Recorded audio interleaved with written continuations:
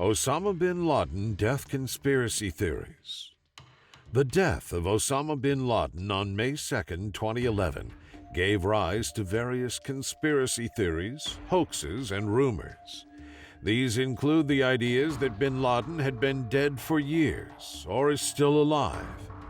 Doubts about Bin Laden's death were fueled by the U.S. military's supposed disposal of his body at sea. The decision to not release any photographic or DNA evidence of Bin Laden's death to the public, the contradicting accounts of the incident, with the official story on the raid appearing to change or directly contradict previous assertions, and the 25-minute blackout during the raid on Bin Laden's compound, during which a live feed from cameras mounted on the helmets of the U.S. Special Forces was cut off. Within hours, an image purporting to show a dead Bin Laden was broadcast on Pakistani television. Although the story was picked up by much of the British press, as well as the Associated Press, it was swiftly removed from websites after it was exposed as a fake on Twitter. On May 4th, the Obama administration announced it would not release any images of Bin Laden's dead body. The administration said it had considered releasing the photos to dispel rumors of a hoax, at the risk of perhaps prompting another attack by al-Qaeda and of releasing very graphic images to people who might find them disturbing. Several photos of the aftermath of the raid were given to Reuters by an anonymous Pakistani security official, but though all appeared to be authentic, they were taken after the U.S. forces had left, and none of them included evidence regarding Bin Laden's fate. On May 6th, it was reported that an al-Qaeda website acknowledged Bin Laden's death.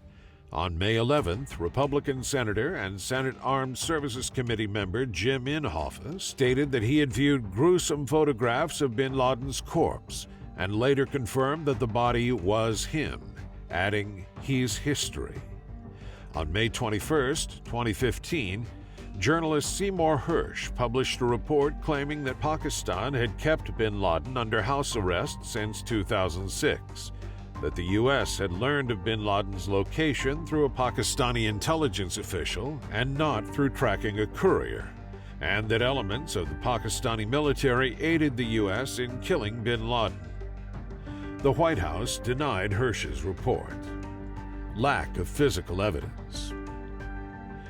The primary source of skepticism about the U.S. government's story has been its own refusal to provide any physical evidence to substantiate its claim.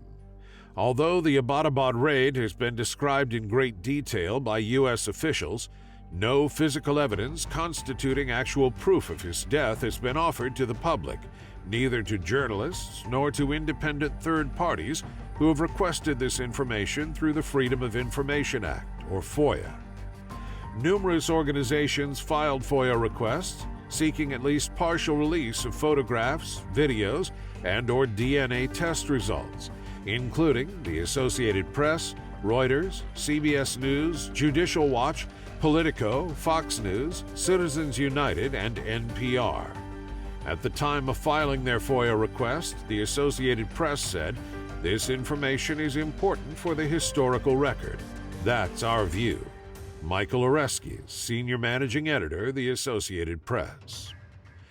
On April 26, 2012, a U.S. federal judge decided in the case Judicial Watch via U.S. Department of Defense et al.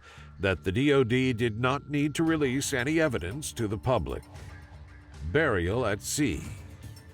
Doubts about Bin Laden's death were fueled by the U.S. military's disposal of his body at sea, though U.S. officials maintained that the burial was necessary because arrangements could not be made with any country to bury Bin Laden within 24 hours, as dictated by Muslim practice.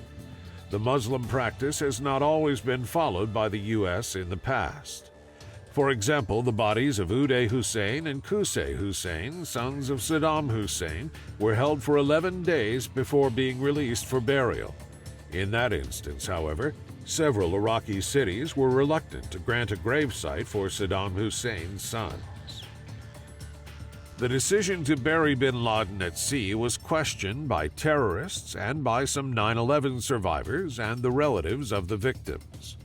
Professor Peter Romaniuk of John Jay College described the burial at sea as a way to forestall further questions. He stated, "Obviously, they're going to be under pressure to show a body or produce further evidence, but this was a way of taking that issue off the table." A stated advantage of a burial at sea is that the site is not readily identified or accessed, thus preventing it from becoming a focus of attention or terrorist shrine. Theories. In Pakistan. Senior Pakistani officials disseminated the theory that no firefight ever took place, and that whomever the U.S. forces captured, they executed him outside the compound and took his body away on a helicopter. Hamid Gul, the former head of Pakistan's Inter-Services Intelligence, or ISI, stated in an interview with CNN that he believed bin Laden had died many years ago, and that the official death story given out by the American media was a hoax. Furthermore, he thinks the American government knew about bin Laden's death for years. They must have known that he died some years ago, so they were waiting. They were keeping this story on the ice, and they were looking for an appropriate moment. And it couldn't be a better moment because President Obama had to fight off his first salvo in his next year's election as he runs for the presidential and for the White House, and I think it is a very appropriate time to come out, bring this out of the closet. Yet another scenario was reported in an article in the Urdu newspaper Asaf, which quoted military sources as saying, "Bin Laden has been killed somewhere else. But since the U.S. intends to extend the Afghan war into Pakistan and accuse Pakistan and obtain a permit for its military's entry into the country, it has devised the assassination scenario." Bashir Qureshi, who lives close to the compound where bin Laden was shot and whose windows were blown out in the raid, was dismissive. "Nobody believes it. We've never seen any Arabs around here. He was not here." In Iran. A number of Iranians said they believed that bin Laden was working with the U.S. during the entire war on terror. Ismail Qasari, an Iranian MP, said that bin Laden was just a puppet controlled by the Zionist regime in order to present a violent image of Islam after the September 11th attacks, and that his death reflects the passing of a temporary U.S. pawn and symbolizes the end of one era and the beginning of another in American policy in the region. Another MP, Javad Jahangirzadeh, said that it was the U.S. that had carried out the terrorist attacks, and bin Laden was the main source of help. He stated, "The West has been very pleased with bin Laden's operations in recent years. Now the West was forced to kill him in order to prevent a possible leak of information he had. Information more precious than gold." Iranian President Mahmoud Ahmadinejad said, "I have exact information that bin Laden was held by the American military for some time. Until the day they killed him, he was a prisoner held by them," in a live interview on Iranian state television. In Turkey, Burkan Yashar, a Turkish politician, stated that bin Laden died of natural causes on June 26, 2006, and was buried. The Americans, he claims, dug out bin Laden's body and displayed it, falsely telling the world that he was killed in an assault. Seymour Hersh. On May 21, 2015, Pulitzer Prize-winning journalist Seymour Hersh published a 10,000-word report, later a book, The Killing of Osama Bin Laden, challenging most aspects of the official account of Osama's death. Among other things, the report claims that the Pakistani Inter-Services Intelligence, or ISI, had kept bin Laden under house arrest at Abbottabad since 2006, and that when the U.S. discovered this, Pakistani Army Chief Pervez Kayani and ISI Director Ahmad Suja Pasha helped the U.S. in killing, not capturing bin Laden. Hersh's U.S. and Pakistani intelligence sources stated that the U.S. had learned of bin Laden's location through a walk-in, a former ISI officer who came to the U.S. Embassy in Islamabad in 2010 seeking the $25 million reward, and not through tracking a courier.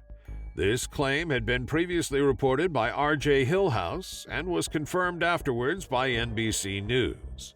The White House denied Hersh's report.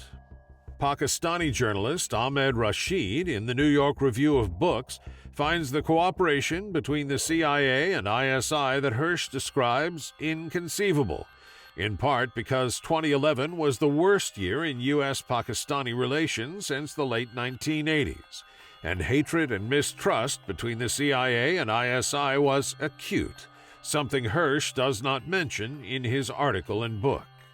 Among the incidents that occurred in Pakistan in the months before the killing of bin Laden were the killing of 2 Pakistanis by Raymond Davis, a CIA contractor, numerous death threats against the Islamabad CIA station chief after his name was leaked, purportedly by the ISI, the cessation of the issuing of visas for U.S. officials, following which the entire U.S. consulate in Lahore was shut down and moved to Islamabad over concerns about security. Increased U.S. anger over the refusal of Pakistan to exert pressure on the Taliban and Haqqani group. The death of 40 Pakistanis, including many civilians and later 24 Pakistani soldiers from U.S. drone strikes. The cutoff of U.S. supplies to Afghanistan by Pakistan. Further adding to the implausibility of Hersh's theory, according to Rashid, is the unlikeliness that either the U.S. would have calmly accepted Pakistan's hiding and protecting of bin Laden, or that the dozens of Pakistani military, police, fire, and bureaucrats whose silence and complicity would have been required for a successful conspiracy would have cooperated with the American incursion. While there was little or no disapproval by the Pakistan public over bin Laden's long residency in Pakistan, the U.S. attack on the compound of bin Laden was so unpopular that just the failure of the military to detect and go after the U.S. helicopters ignited outrage among the media, the public, and the civilian government. Andrew Anthony in The Guardian called Hersh's theories forceful but unconvincing. Zach Dorfman in the Los Angeles Times called Hersh's judgment mixed at best. Rashid, Anthony, and Dorfman were also skeptical of another theory expounded in Hersh's book, that the Ghouta chemical attack that killed hundreds of Syrian civilians were instigated not by the Syrian government, but by rebels aided by Turkey working as agents provocateurs, blaming the Syrian government in hopes of forcing the Obama administration to enter the war against the government. Internet. Facebook groups formed discussing a rumor in what has been dubbed the death hoax. Some blogs theorized that the raid and killing were faked in a conspiracy to attempt to deflect questions about President Obama's citizenship or to boost Obama's approval ratings and guarantee his popularity during the 2012 U.S. presidential election. Others. In 2002, the FBI's top counterterrorism official, Dale Watson, said, "I personally think he, Osama Bin Laden, is probably not with us anymore." Anti-war activist Cindy Sheehan stated, "If you believe the newest death of OBL, you're stupid." Sheehan further stated on her Facebook page, "The only proof of bin Laden being dead again that we were offered was Obama telling us that there was a DNA match between the man killed by the Navy SEALs and OBL. Even if it is possible to get DNA done so quickly, and the regime did have bin Laden DNA lying around a lab somewhere, where is the empirical proof?" On Russia Today, radio host Alex Jones claimed that bin Laden had been dead for nearly 10 years, and that his body had been kept in liquid nitrogen so that it can be used as a propaganda tool at a future politically expedient time. He claimed that in 2002, an anonymous White House source told him that bin Laden is frozen, literally frozen, and that he would be rolled out in the future at some date.